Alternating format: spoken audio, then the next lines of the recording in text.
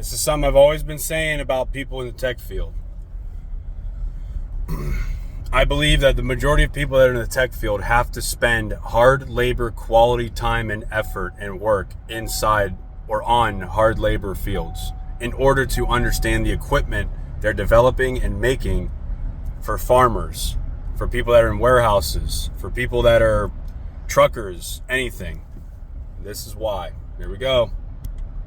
Modern equipment has a lot of sensors, electronic switches, but during the busy season, tractor kept shutting down for no reason. And so I thought maybe it was something in the fuel system. I changed the fuel filter, but it kept doing it. So then I finally called our John Deere mechanic, and he said, really the only way we can figure this out is we got to hook up a computer and download the error codes. And I said, all right, can I come in and borrow it? Oh no, we don't do that. I said, okay, I'll rent it. How much does it cost to rent it? No, we don't rent it. Well, I had hay ready to bale, and that's a critical time because if you get a little rain, it could wreck the quality of the hay. They aren't going to give me the tools to be able to fix it myself. Has this been verified? If that is true, that's criminal. You don't mess with farmers, especially when your brand is John Deere. What do you think about when you think about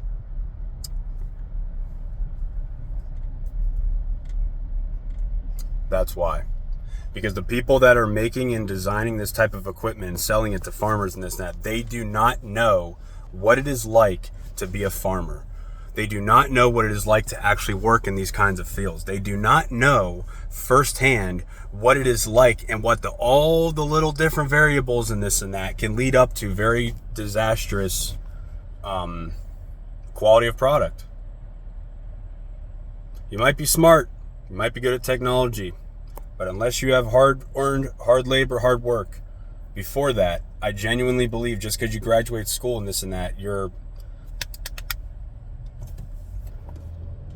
I've done construction, I've done hard labor, I've done landscaping, I've been a farmer. I used to do this stuff when I was 14, 15, 16, 18, 22. I used to live in Florida for 3 years building putting greens with my bare hands for many, many years for really rich people.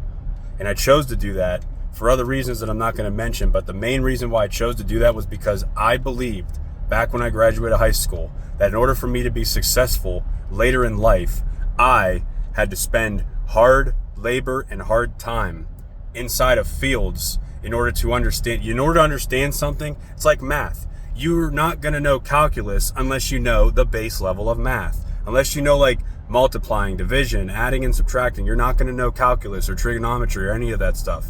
It's the same exact thing for tech equipment. I'm not saying that this technology isn't bad. I'm not saying that it's a problem.